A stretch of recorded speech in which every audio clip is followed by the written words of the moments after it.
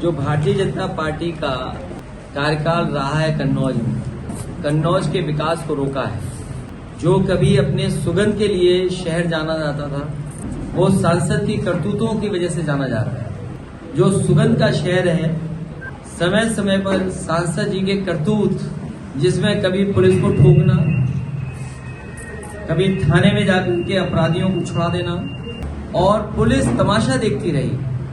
यही तालिग्राम मुझे याद है जब मैं राष्ट्रपति जी के वोट डालने जा रहा था राष्ट्रपति चुनाव में। उसी के आसपास की घटना है कि तालिग्राम में भारतीय जनता पार्टी के नेता ने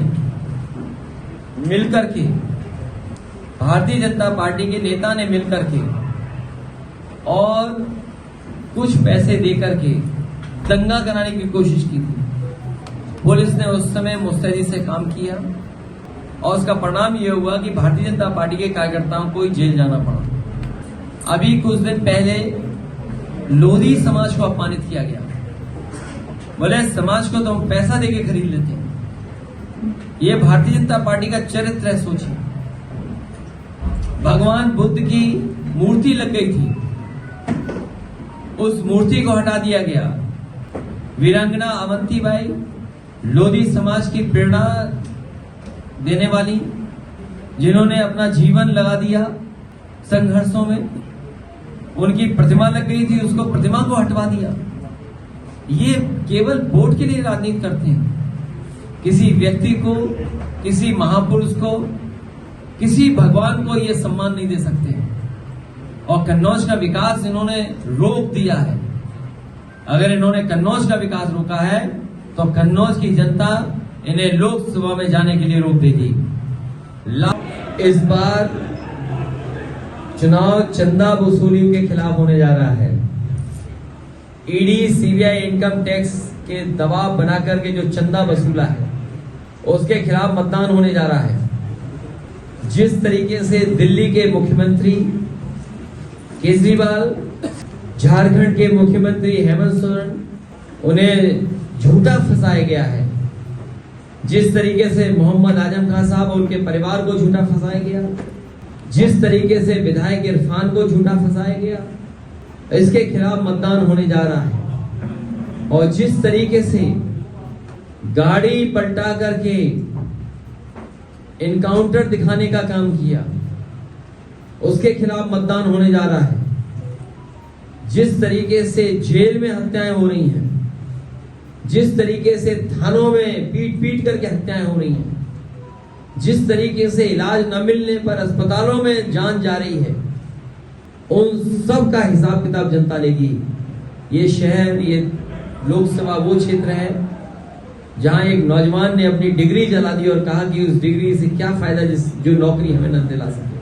अपने पिता को, माँ बाप को चिट्ठी लिख के गया, बहन की शादी के लिए कह करके गया और माफी मांगते चला गया। क्या ये सरकार ऐसे ही विश्व गुरु बनाना चाहती है भारत को? सोचो, विकसित भारत यात्रा चलाई प्रधानों से पैसा वसूल करके, अपने इन्होंने अकाउंट भरे, ईडी, सीबीआई, इनकम टैक्स के डर का दिखाकर सबसे ज्यादा चंदा वसूलने का काम अगर किसी ने किया तो भारतीय जनता पार्टी ने। और उसका ध्यान हटाने के लिए ये जानबूझ करके अरविंद केजरीवाल को जेल भेजने का काम किया, क्योंकि ये इलेक्टोरल बॉन्ड पर बहस नहीं करना चाहते हैं। इलेक्टोरल बॉन्ड ने इनका बैंड बचा दिया है और जिस तरीके की चंदा की खबरें आ रही हैं, उससे दुनिया में भारत की थू-थू हो गई। सर, अरविंद केजरीवाल के मणिपुर में प्रत्याशी नहीं मिल रहे ढूंढे, नॉर्थ ईस्ट में प्रत्याशी नहीं मिले ढूंढे, लद्दाख जा नहीं सकती बीजेपी। सोचिए, जो दुनिया की सबसे बड़ी पार्टी अपने आप को कहते हैं, वो दक्षिण भारत में कहां प्रत्याशी इनके पास, नॉर्थ ईस्ट में कहां है प्रत्याशी इनके पास, लद्दाख में और इस इलाके में पूरा इनके खिलाफ खड़े लोग हैं। ये लोग कह रहे हैं कि कुछ हिस्सा समुद्र का इधर उधर हो गया था, लेकिन रिजांगला जैसे मेमोरियल जो चीन ने तोड़ दिया, उसके बारे में क्यों चुप है ये लोग?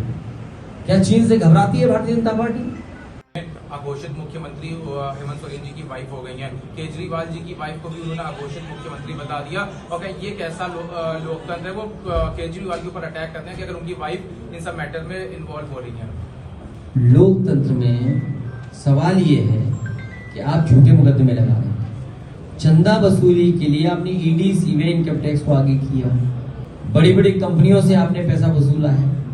इस मुद्दे पर बहस न हो, इसलिए जानबूझ करके इस तरह के सवाल भारतीय जनता पार्टी उठाती है और अपने मीडिया सहयोगियों के माध्यम से उसको प्रोपोगेट कराती है। सवाल यह है कि लोकतंत्र में क्या आप झूठे मुकदमे लगा करके किसी भी मुख्यमंत्री पद पर बैठे इंसान को जेल भेज देंगे? आप कैबिनेट के डिसीजन को आप नहीं मानेंगे?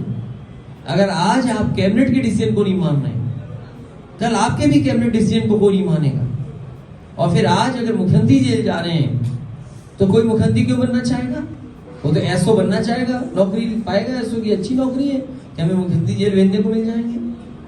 आप लोकतंत्र को कमजोर कर रहे हैं, आकर इंस्टीट्यूशन को आप कमजोर कर रहे हैं। इसका मतलब आप लोकतंत्र को कमजोर कर रहे हैं और इंस्टीट्यूशन को कोई कमजोर कर रहा है तो वो भारतीय जनता पार्टी है।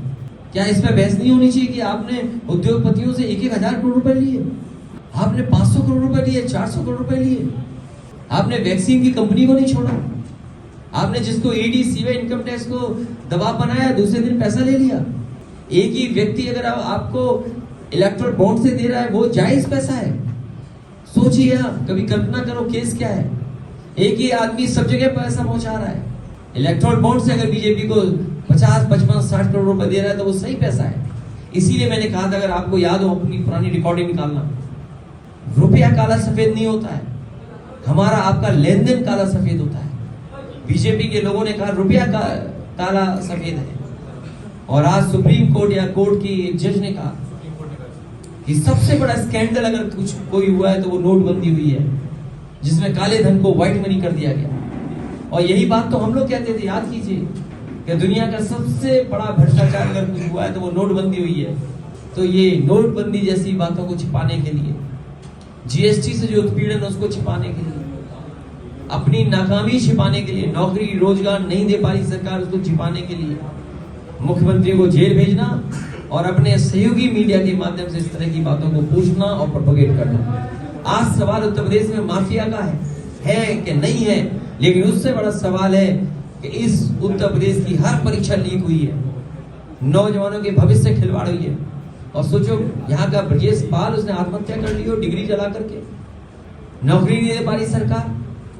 इसलिए जो नाराजगी है उससे ध्यान हटाने के लिए इस तरह के सवाल भारतीय जनता पार्टी उठा रही है।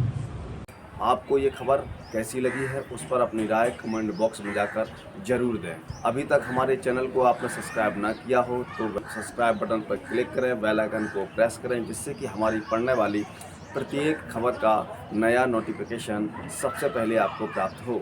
आपसे निवेदन है कि अभी तक हमको ज्वाइन ना किया हो तो ज्वाइन बटन पर क्लिक करके ज्वाइन कर सकते हैं। हम फिर मिलेंगे एक नई खबर के साथ, तब तक आप हमको इजाज़त दीजिए। जय भारत, जय हिंद।